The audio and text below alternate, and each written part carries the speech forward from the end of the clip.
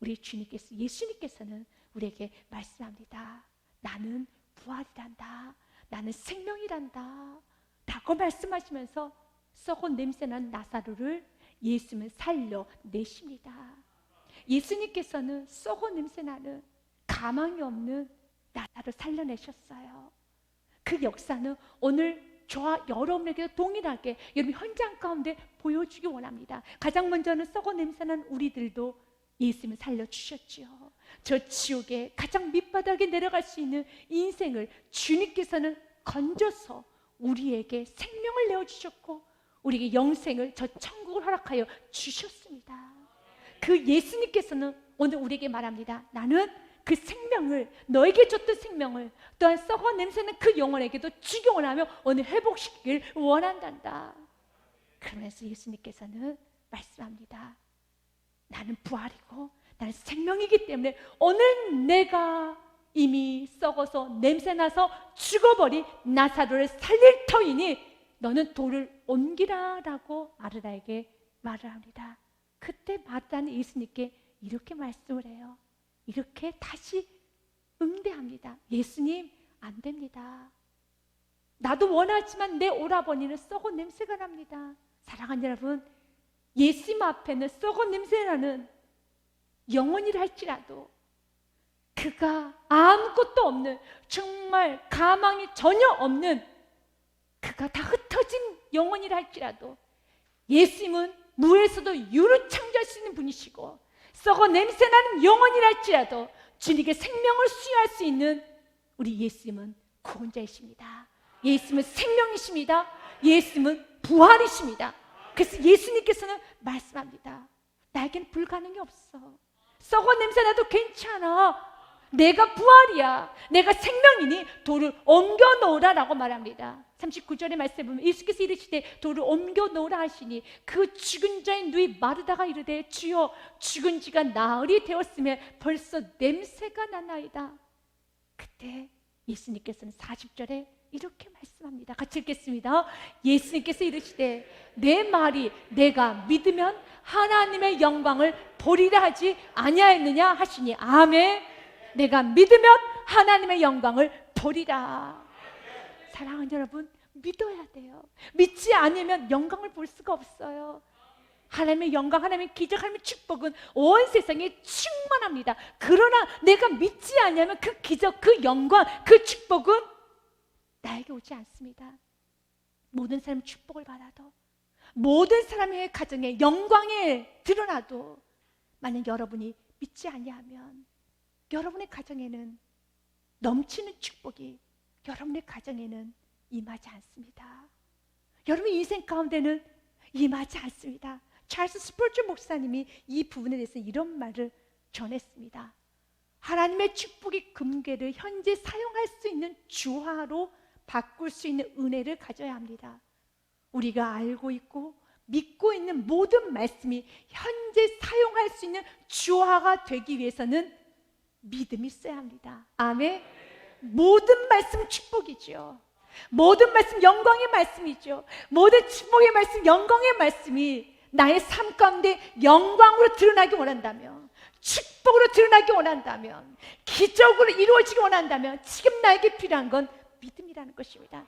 그래서 우리 하나님께서는 오늘도 우리에게 믿음을 요구하십니다. 믿음이 없이 하나님을 기쁘게 하실 수가 없습니다. 히브리서 말씀 11장 6절 말씀을 같이 읽겠습니다.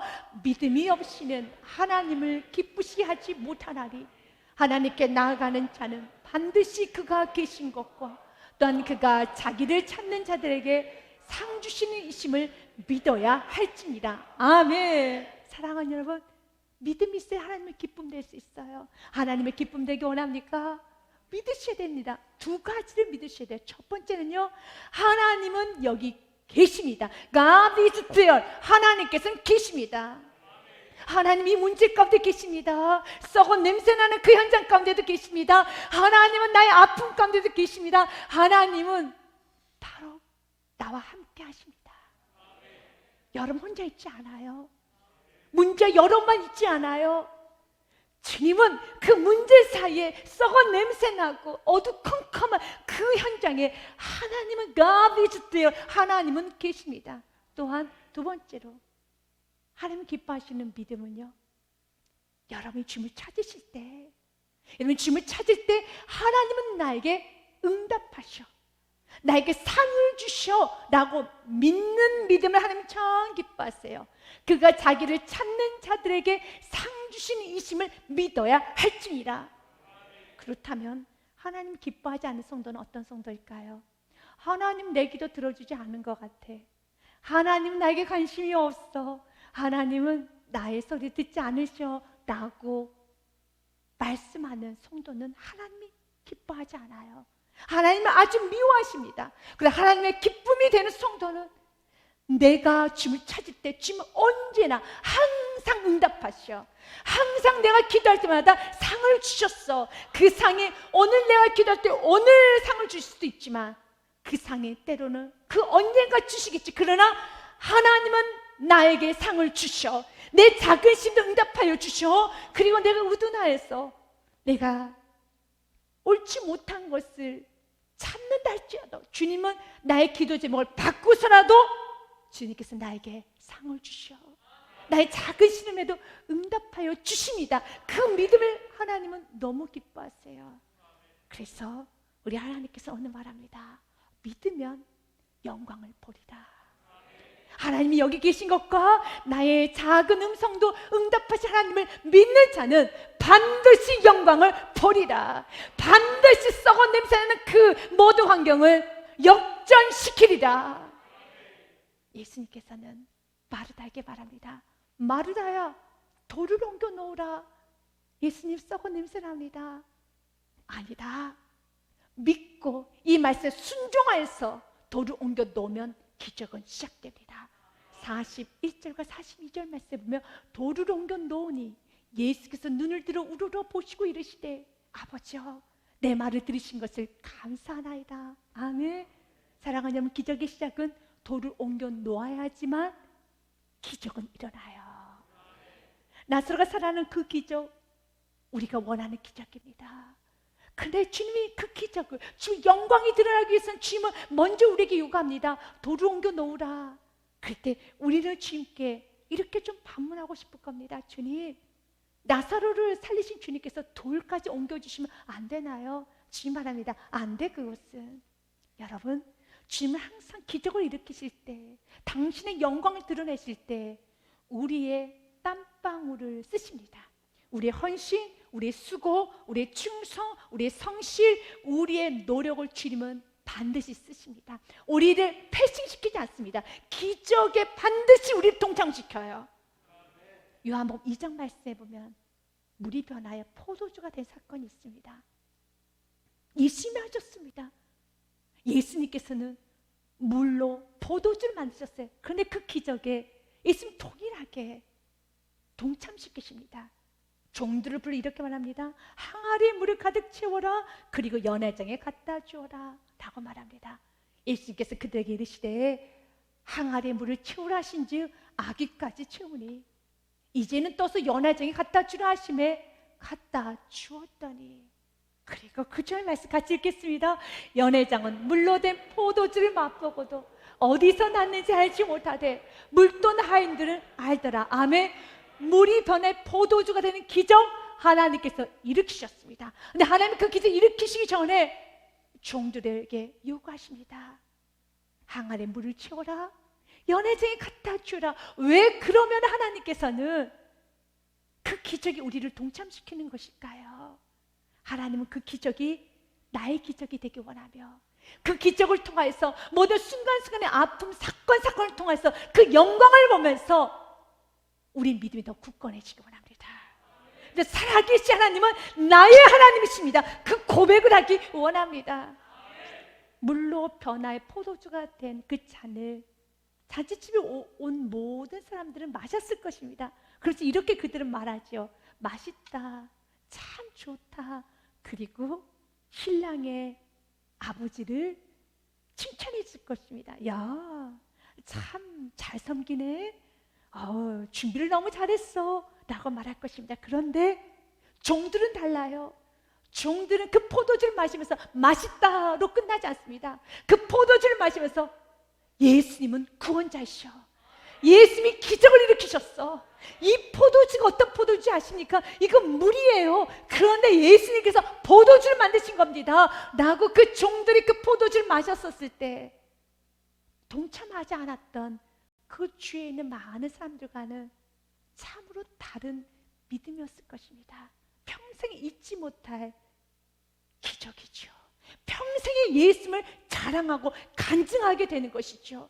오늘 예수님은 나사로를 살린 이 귀한 사건에 마르다를, 마리아를, 제자들을, 그 주위에 있는 모든 사람 다 동참시키기를 원하셨습니다. 영광을 하나님이 드러내셔요. 나사로를 살린 건 하나님의 몫입니다. 그러니까 하나님께서 기적을 일으키시는 과정 중에서 주님 우리에게 순종을 요구하십니다.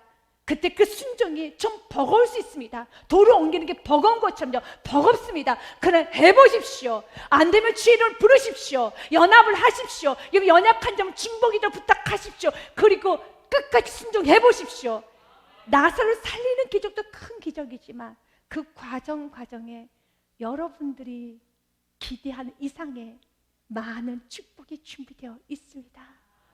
돌을 옮기는 과정에서 그들은 서로 연합할 수 있는 겸손의 사람이 되었고, 인내의 사람이 되었으며, 겸손의 사람이 되었으며, 성실한 사람이 되었으며, 온유한 사람이 되었습니다. 주님은 기적, 영광은 주님께서 하시고, 우리가 과정 돌을 옮기는 과정에서 우리 주님은 우리가 다듬어지기 원합니다.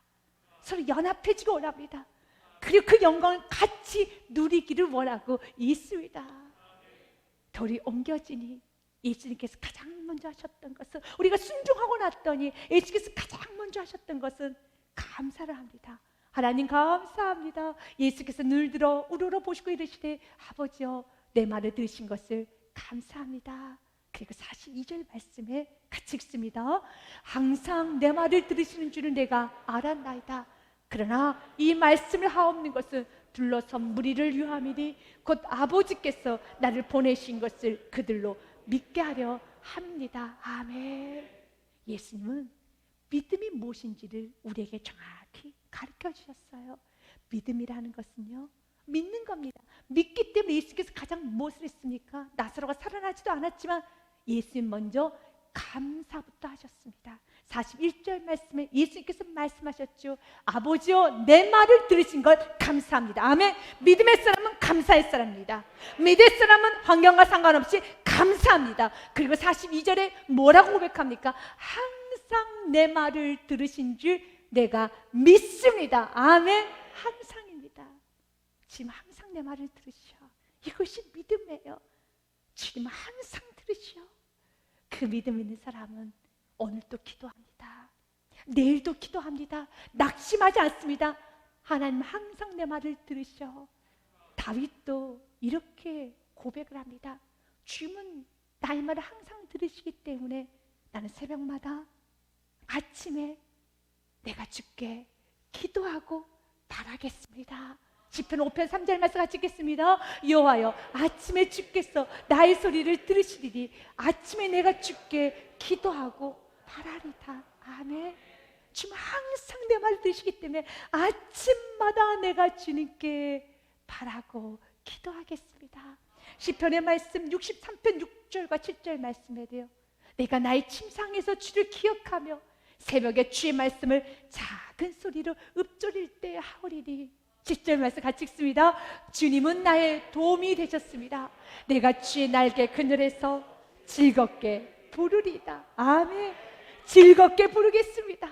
감사하겠습니다. 찬양하겠습니다. 큰 소리로 선포하겠습니다. 아직 나사로는 살아나지 않았습니다. 그러나 예수님은 감사하셨습니다. 항상 내 말을 들어주신 하나님 앞에 감사하면서 큰 소리로 선포합니다. 나사로야 나오너라. 그 선포 앞에 성경 분명히 기록되어 있습니다. 43절 말씀을 이 말씀을 하시고 큰 소리로 나사로야 나오라 부르시니 44절은 같이 읽습니다. 죽은 자가 수족을 배로 동인 채로 나오는데 그 얼굴은 수건에 쌓였더라. 예수께서 이르시되 풀어 놓아 다니게 하라 하시니라. 아멘. 사랑하는 여러분, 오늘 성경은 분명하게 예수님이 나사로에 나오라 하셨을 때 그 나사로가 예수의 명령을 듣고 나옵니다. 맞습니다. 예수의 명령하시면 예수의 이름 앞에는 하늘에 있는 것이나 땅에 있는 것이나 모든 것들은 그 이름 앞에 무릎을 꿇게 되어 있습니다. 빌립보서 2장 10절과 11절 말씀에도요, 하늘에 있는 자들과 땅에 있는 자들과 땅 아래에 있는 자들로 모든 무릎을 예수의 이름에 꿇게 하시고, 아멘. 예수 이름 앞에 꿇지 못하는 것은 없습니다. 그리고 11절 말씀에 모든 입으로 예수 그리스도를 주라 시인하여 하나님 아버지께 영광을 돌리게 하셨느니라. 아멘.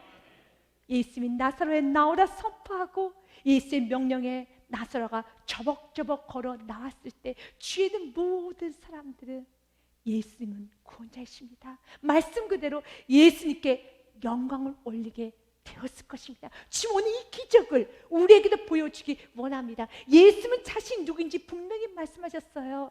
예수님 이렇게 말씀하셨어요. 나는 부활이요 나는 생명이니 나를 믿는 자는 죽어도 살겠고 무릇 살아서 믿는 자는 영원히 죽지 아니하리라. 이것을 내가 믿느냐? 여러분 믿으십니까? 예수님은 부활이십니다. 예수님은 생명이십니다. 부활이시고 생명이신 그 예수님께서 명령하시면 우리는 들어야 돼요. 여러분, 썩어 냄새 나는 안타까운 영혼이 있으니까 예수 이름을 선포하십시오. 부활의 예수님을 선포하십시오. 생명의 예수님을 선포하십시오. 썩어 냄새 나고 가망이 없어도 예수의 이름 앞에는 회복되게 되어 있어요. 그 믿음을 여러분들은 가져야 되는 겁니다. 그리고 여러분 자식에도 날마다 적용하셔야 돼요. 예수의 이름 앞에는 무릎을 꿇어야 되는 것처럼요. 사랑하는 여러분, 여러분 영혼이 지금 썩어가고 있다면, 여러분 영혼이 침체되어가고 있다면 예수께서 오늘 명령하십니다.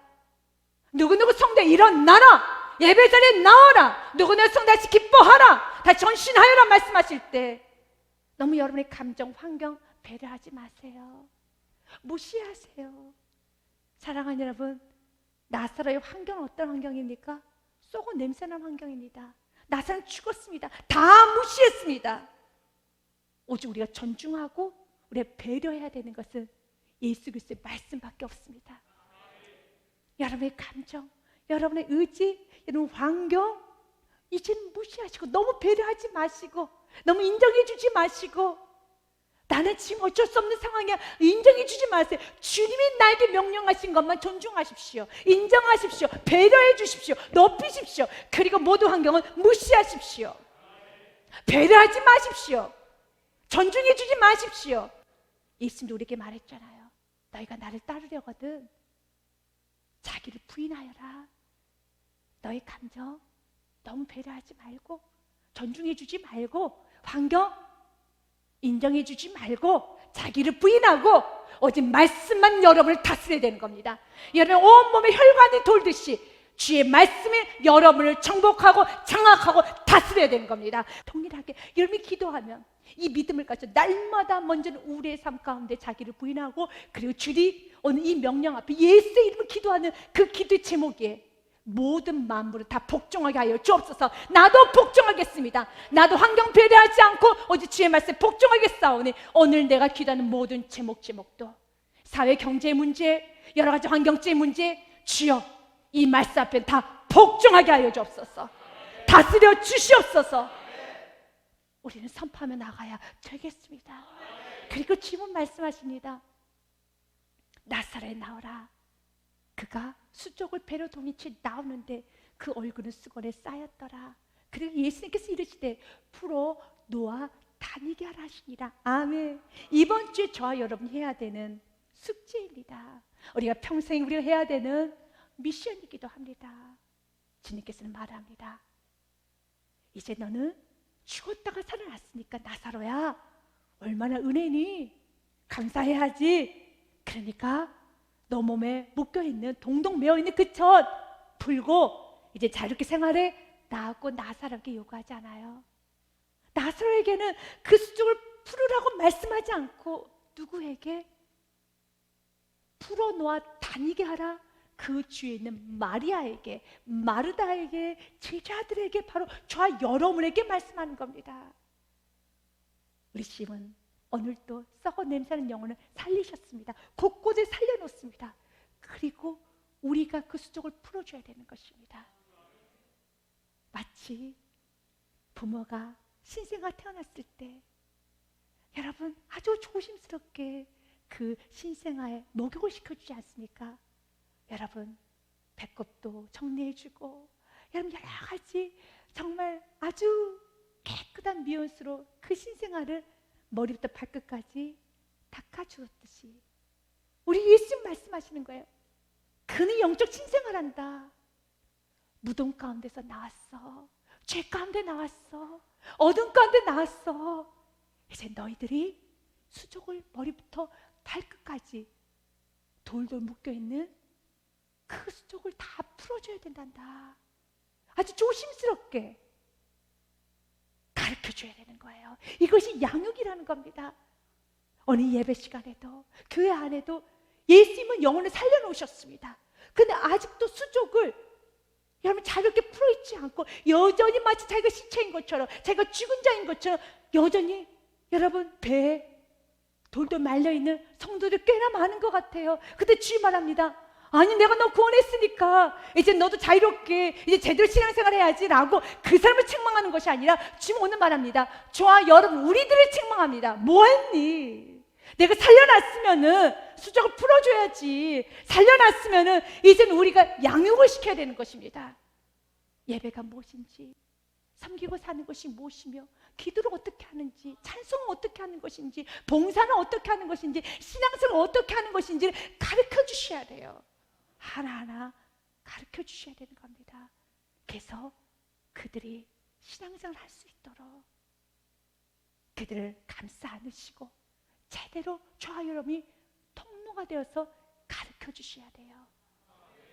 어두운 데 있으면서 그 캄캄한 데 있으면서 얼마나 힘들었습니까? 죄 가운데 세상 가운데 있을 때 얼마나 아프셨습니까? 하나님은 당신이 회복되기를 너무 원하셨습니다. 또한 우리들은 당신이 회복되기를 너무 바랬고 기다리고 있었습니다. 당신이 회복되어서 너무 감사합니다. 너무 좋습니다. 잔치를 벌여줘야 되는 겁니다. 찬양에 보면 이런 찬양이 있죠. 당신은 사랑받기 위해 태어난 사람입니다 라고 무덤 속에 있었던 그 영혼에게, 죄 가운데 있었던 그 영혼에게, 다시 구원받은 그 영혼에게 가르쳐줘야 돼요. 당신은 사랑받게 태어났습니다. 당신이 회복되기를 우리 모두가 간절히 원했습니다. 그래서 영원히 회복되어서 이제 자유롭게 풀어다니는 그 모습을 보면서 우리 모두는 기뻐해야 되는 것입니다. 우리 모두는 좋아해야 되는 것입니다. 주님께서 이렇게 수족을 풀어주는 인생, 여전히 구원을 받았음에도 불구하고 여전히 정죄의 베옷을 입고 똘똘 묶여서 사는 그 인생에게 정죄감을 풀어주고 피해의식을 풀어주고 우울감과 낙심과 그리고 모두 교만의 올무와 거짓과 욕심과 세상적인 정욕적인 모든 올무를 풀어주면서 아주 조심스럽게 사랑의 마음으로 따뜻한 마음으로 가르쳐주고 세워주고 예수 그리스도를 전하고 양육시켜주는 그 영혼들 향해서 주님 이렇게 말합니다. 너 인생은 참 별처럼 아름답다, 빛난다 라고 말합니다. 다니엘서 12장 3절 말씀에 보면 별처럼 빛나는 인생은 이런 인생입니다. 같이 읽겠습니다. 지혜 있는 자는 궁창의 빛과 같이 빛날 것이요 많은 사람을 옳은 대로 돌아오게 한 자는 별과 같이 영원토록 빛나리다. 아멘. 별처럼 영원토록 빛나는 인생 되기 원합니까? 그렇다면 옳은 대로 돌아가게 하는 그 통로가 여러분이 되시기를 바라겠습니다. 아더 핑크는 이런 말을 좀 전합니다.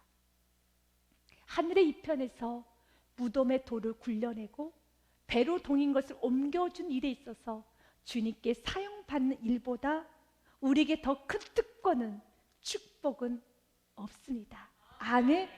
주님의 그 기적에 내가 동참이 되어서 내가 돌을 좀 옮기고 내가 수족을 풀어준 일에 나의 인생을 주님께 쓰셨더라면 그 인생은 가장 큰 축복된 인생이며 가장 큰 특권을 받은 인생이라는 것입니다. 주님 오늘 이 축복을 이번 한 주간에도 여러분이 주시길 원합니다. 순종해 보십시오. 그리고 또한 사랑하는 사람에게 수족을 풀어 주십시오. 좋으신 예수님을 전하십시오. 마음껏 자유롭게 다닐 수 있도록 주님 안에서 사는 것이 얼마나 행복인 것을, 말씀을 사는 것이 얼마나 행복인 것을, 예배하며 사는 것이 얼마나 기쁜 일인 것을 제대로 여러분을 통해서 가르쳐 주십시오.